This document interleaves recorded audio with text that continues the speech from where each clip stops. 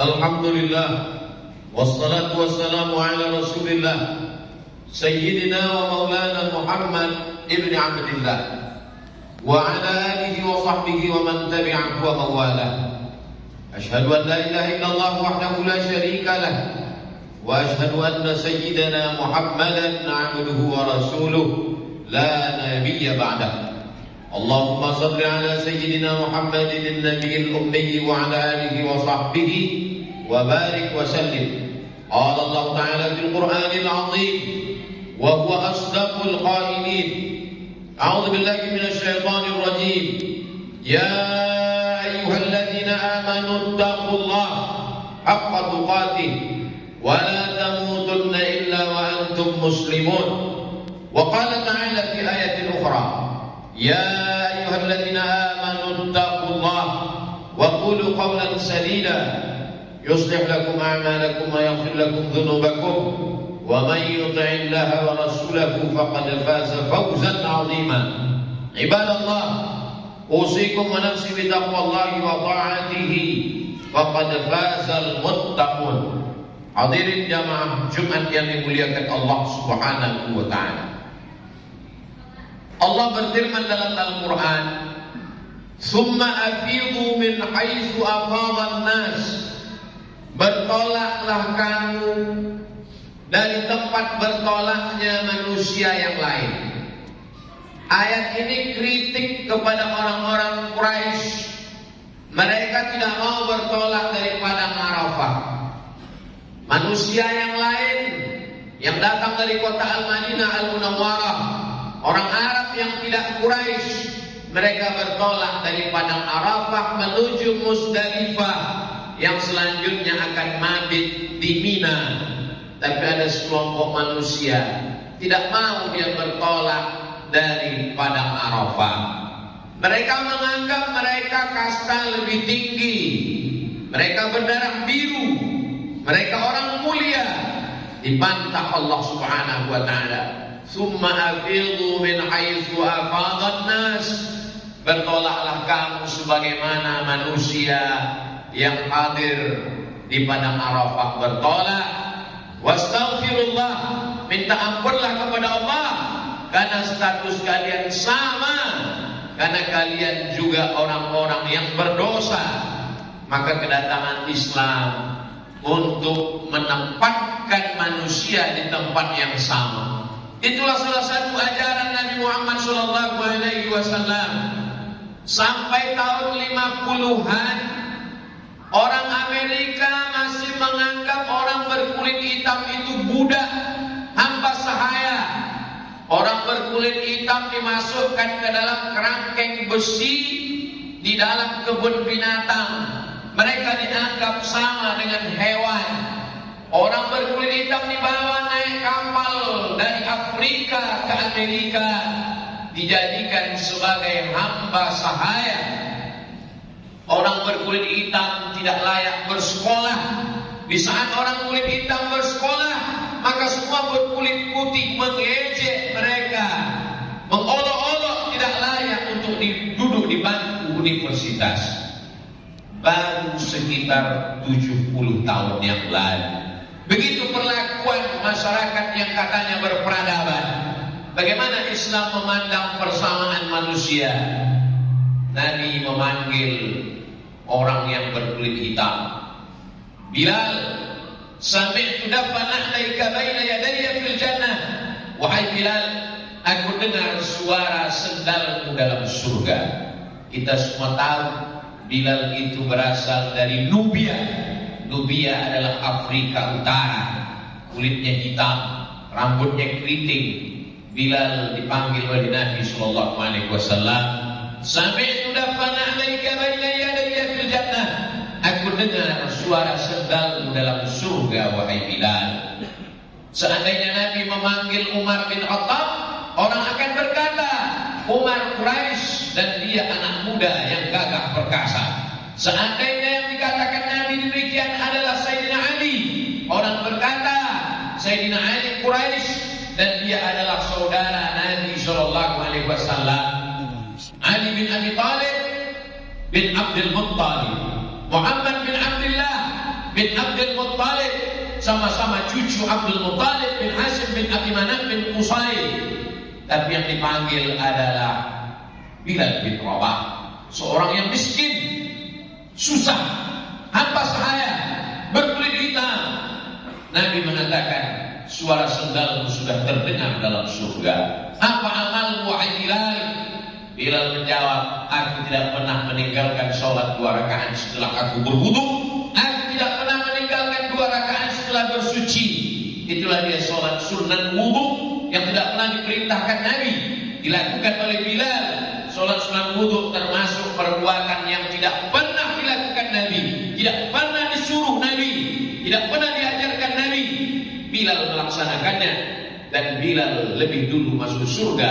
Sendal Bilal jauh lebih mulia dari mereka yang berkulit putih, bermata biru, karena manusia yang dipandang adalah amalnya. Dalam Islam diajarkan, innallaha la yanzuru ila ajsamikum, Allah tidak melihat bentuk badan kamu, wala ila suwarikum, Allah tidak memandang bentuk paras rupa kamu, walakin yanzuru ila qulubikum, yang dipandang Allah adalah hati kamu, wa a'malikum, yang dipandang adalah amal, etos kerja kamu. Kalau begini orang Islam melihat orang lain, dia tidak akan melecehkan, meremehkan, menyepelekan saudaranya. Kalau orang Islam diangkat harkat martabat kehormatan dirinya, dia tidak akan merasa minder karena warna kulitnya, dia tidak akan merasa rendah karena status sosialnya. Yang diajarkan Nabi SAW, kullukum min Adam, semua kamu berasal dari Adam. Wa Adam min turab, Adam diciptakan dari tanah, berjalan di atas tanah, akan mati masuk ke liang tanah, dan akan dimakan cacing tanah. Man batta'a bihi amaluhu lam yusri' bihi nasabuhu, siapa yang amalnya rendah, tidak bisa dibantu oleh nasabnya, kita hanya akan membawa amal di hadapan Allah Subhanahu wa ta'ala. Begitulah ajaran Islam. Ketika orang Barat mengatakan persamaan, masyarakat egaliter, manusia dipandang, tapi sampai hari ini mereka masih memandang warna kulit manusia. Sedangkan Islam mengajarkan, ketika Nabi Muhammad SAW sampai di kota Makkah Al-Mukarramah, setelah beliau membersihkan Ka'bah dari segala berhala-berhala, 360 berhala yang terbuat dari batu dan kaca, emas, perak, semuanya dihancurkan, dibakar pada tahun 8 Hijrah. Lalu kemudian Nabi memerintahkan Bilal naik ke atas Ka'bah. Bilal naik ke atas Ka'bah memandangkan azan. Saat itu orang kafir Quraisy Makkah berkata, aku bersyukur karena ayahku sudah mati sehingga tidak melihat burung gagak hitam ini ada di atas. Dia mengejek Bilal, dia katakan, Bilal, burung gagak hitam.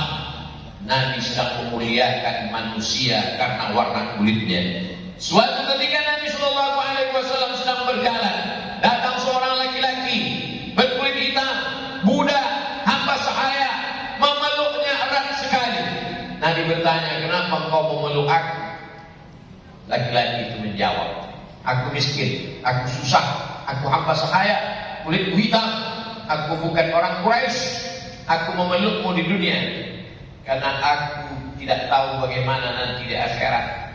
Aku hari ini memelukmu ya Muhammad ya Rasulullah karena aku merasa rendah diriku di dunia, aku belum tentu mulia di akhirat. Saat itu keluarlah ucapan Nabi Muhammad SAW, al-mar'u ma'a man ahab, orang akan bersama dengan siapa yang dia cintai. Walaupun kulitmu hitam, walaupun kau budak, walaupun kau miskin, walaupun kau susah, tapi karena kau cinta kepadaku, kau akan bersama dengan aku nanti. Walaupun kau bukan Quraisy, walaupun kau bukan siapa-siapa, tapi karena cintamu, maka kau akan bersama dengan aku nanti di dalam surga Jannatul Firdaus. Ini agama yang mengangkat semangat orang lemah. Ini agama yang membangkitkan semangat orang yang dijatuhkan, dihinakan, direndahkan. Agama ini 14 abad yang lalu menghidupkan semangat orang yang sudah mati. Tapi hari ini apa yang terjadi? Orang pulang dari tanah suci Makkah membanggakan ibadahnya, membanggakan status sosialnya, menyombongkan hartanya, bercerita tentang Makkah, semua bertemu dengan malaikat, semua berjumpa dengan orang-orang mulia. Mana efek pengaruh ibadah hajimu dalam hatimu, dalam kepalamu? Bukankah saat di padang Arafah kau pakai pakaian kematian? Satu helai di bawah, satu helai di atas. Dari mulai pejabat, orang kaya, raja-raja, sampai rakyat jelata memakai pakaian yang sama. Pada tanggal 9 Zulhijjah tergelincir matahari, sholat zuhur di jamak qasar, jamak takdim dengan sholat asar, di jamak takdim dengan asar. Sejak itu kau merasakan miniatur pada mahsyar, di tempat yang sama, di tanah yang sama, dengan pakaian yang sama, diciptakan dari tanah yang sama, berada di tempat yang sama, menyembah Tuhan yang sama, diajarkan oleh Nabi yang sama. Apa kemuliaanmu dari saudaramu? Malam tak dapat ditolak, untung tak dapat diraih. Setelah kembali ke tanah air, begitu kau lepas pakaian ihram, maka kesombonganmu pun muncul kembali. Bukankah setan sudah kau lontar selama 3 hari berturut-turut? Nafar awal kembali tanggal 12 ke kota Makkah. Nafar tsani kembali tanggal 13 ke kota Makkah. Tanggal 10 kau lontar jumrah Aqabah. Tanggal 11 7 batu untuk jumrah ula, 7 batu untuk jumrah wusta, 7 batu untuk jumrah Aqabah. Tanggal 12 perbuatan yang sama. Tanggal 13 kau lakukan lagi perbuatan yang sama, melontar setan. Tapi ternyata setelah kembali, perbuatanmu seperti perbuatan setan. Di mana letak ibadah itu sebenarnya? Betapa umat Islam terjebak pada rutinitas. Kalau orang tidak memahami ibadah haji, dia akan melihat ibadah itu seperti main-main saja. Putar-putar, lari-lari, lontar-lontar, kemah-kemah. Tapi di balik ibadah itu adalah pembentukan kepribadian. Di dalam ibadah haji Allah SWT ingin mengajarkan, faman faradha fihinnal hajja, siapa yang melaksanakan ibadah haji, fala rafatha, jangan melakukan kejahatan seksual, wala rafatha, jangan melakukan kejahatan biologis, wala fusuqa, jangan melakukan kejahatan kenakalan non seksual, non biologis, wala jidal, jangan melakukan kejahatan lidah.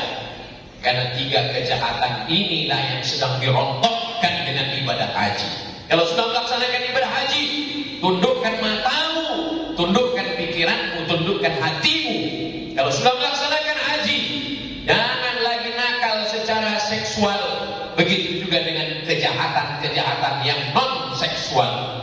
Tapi ada satu kejahatan yang paling mengerikan, wala jidal, lidahmu tidak kasar, caci maki, sumpah serapah, riba, adu domba dan namimah tidak lagi keluar dari mulutmu.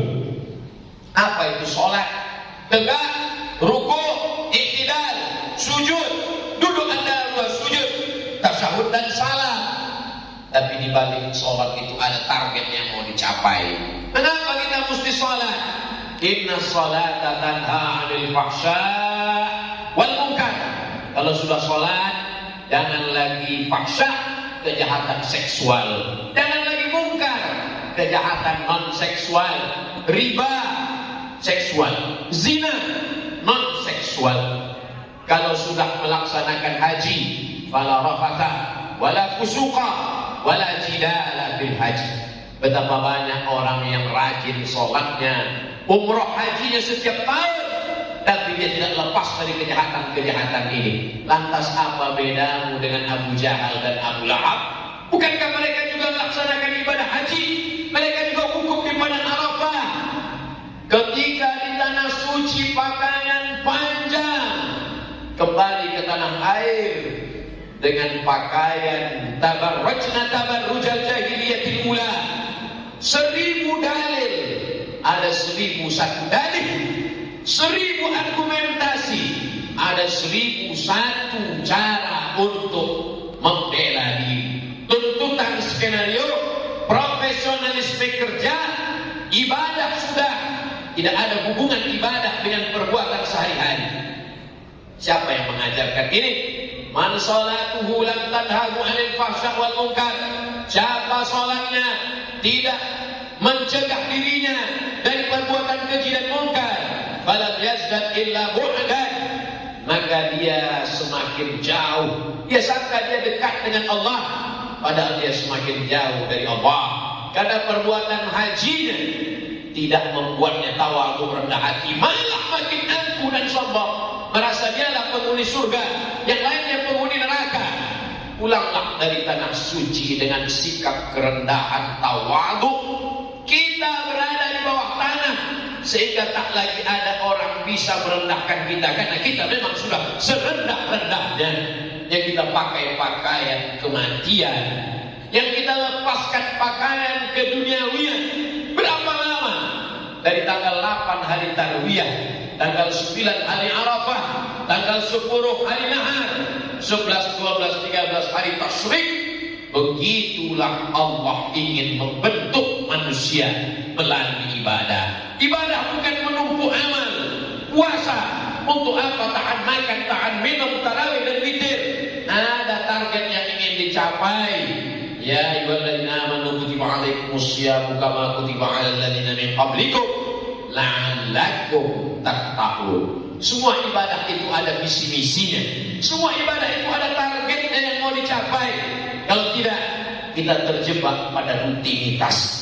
Jangan heran menjadi muslim terbesar di dunia, tapi juga angka korupsi terbesar sejagat raya. Jangan heran jamaah haji terbanyak di dunia, tapi juga angka kriminal yang tidak kalah dengan jumlahnya. Padahal kita mayoritas. Mengapa? Karena kita tidak memahami apa itu ibadah. Kita menganggap ibadah hanyalah bekal menghadap Allah, bekal untuk mati, puasa sebanyak-banyaknya, sholat sebanyak-banyaknya, umrah sebanyak-banyaknya, haji sebanyak-banyaknya. Ibadah melulu tantangkan keangkuhan, kesombongan. Ibadah mengingat akan kematian. Pulang haji semakin rendah hati. Selesai puasa semakin memikirkan fakir miskin. Selesai sholat menyelamatkan diri dari keji dan munkar. Kalau tidak, maka sesungguhnya orang musyrik jahiliyah ibadahnya lebih banyak daripada ibadah kita. Hajinya juga lebih sering daripada kita. Kita hanya dituntut sekali seumur hidup. Walillahi 'alan nasi hajjul bait man istata'a ilaihi sabila. Siapa pendusta agama? Pendusta agama bukan orang yang tidak haji. Pendusta agama bukan orang yang tidak puasa. Pendusta agama adalah alladzi yukadzibu bid-din, fadzalika alladzi yad'ul yatim, menyia-nyiakan anak yatim. Wa la yahuddu 'ala ta'amil miskin, membiarkan orang miskin tidak makan. Anak yatim tidak bisa ikut ujian, tidak naik kelas gara-gara 3 bulan tidak bayar uang sekolah. Sementara kita berangkat haji dan umrah berulang kali, berkali-kali menangis di pintu Ka'bah. Air mata anak yatim tidak bisa sekolah, air mata kita di pintu Ka'bah. Air mata apa sesungguhnya yang sedang kita teteskan? Bukankah ibadah melembutkan hati? Apalah ta'qilun? Mengapa tidak berpikir? Allah beri kita mata, pandang pakaian di padang Arafah. Allah beri kita telinga, dengar dalil-dalil yang disampaikan ulama. Kalau benar ibadah kita, lembut hati kita, ringan tangan berbagi. Kalau benar ibadah kita, tenang jiwa kita, melihat saudara lebih mulia daripada kita. Pandang anak kecil, kau lebih mulia, dosamu belum ada. Pandang orang tua, amalmu lebih banyak, aku belum tentu seusia dengan kau.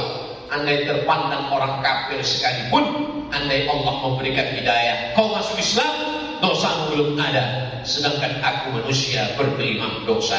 Man tawadha'a lillah, siapa yang merendahkan dirinya karena Allah, illa rafa'ahu Allah, maka Allah Kita renungkan sejenak, apakah kita sedang mampu ibadah atau ibadah ini sedang melembutkan hati kita. Barakallahu li wa lakum fil Qur'anil azim wa nafa'ani wa iyyakum bima fihi minal ayati wa dzikril hakim wa taqabbal minni wa minkum tilawatahu innahu huwal ghafurur rahim.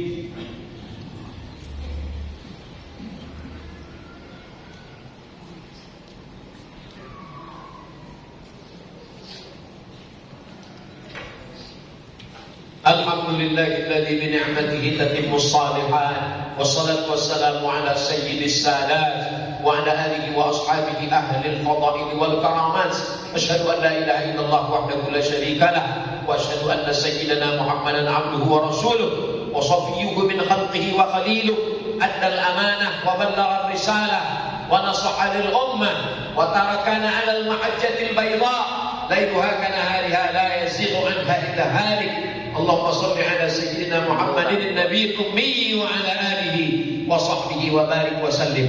قال الله تعالى في القرآن العظيم وهو أصدق القائلين أعوذ بالله من الشيطان الرجيم بسم الله الرحمن الرحيم والعصر إن الإنسان لفي خسر إلا الذين آمنوا وعملوا الصالحات وتواصوا بالحق وتواصوا بالصبر. اللهم اغفر للمسلمين والمسلمات والمؤمنين والمؤمنات الأحياء منهم والأموات برحمتك يا أرحم الراحمين. اللهم أعز الإسلام والمسلمين واخذل الكفرة والمشركين ودمر أعداءك أعداء الدين. اللهم انصر من نصر الدين. اللهم انصر إخواننا المجاهدين المستضعفين في فلسطين وفي رحيلها وفي كل مكان من مشارق الأرض إلى مغاربها. اللهم ارزقنا إماما عادلا لا تسلط علينا بذنوبنا من لا يخافك ولا يرحمنا. اللهم ادفع عنا الغلاء والوباء والفحشاء والربا والزنا والمنكر والسيوف المختلفة والشدائد والمحن ما ظهر منها وما بطن من بلدنا هذا إندونيسيا خاصة ومن بلدان المسلمين عامة. عباد الله أوصيكم ونفسي بتقوى الله وطاعته فقد فاز المتقون. إن الله يأمر بالعدل والإحسان وإيتاء ذي القربى وينهى عن الفحشاء والمنكر والبغي يعظكم لعلكم تذكرون. فاذكروا الله العظيم يذكركم واسألوه من فضله يعطكم ولذكر الله أكبر والله يعلم ما تصنعون. أقم الصلاة.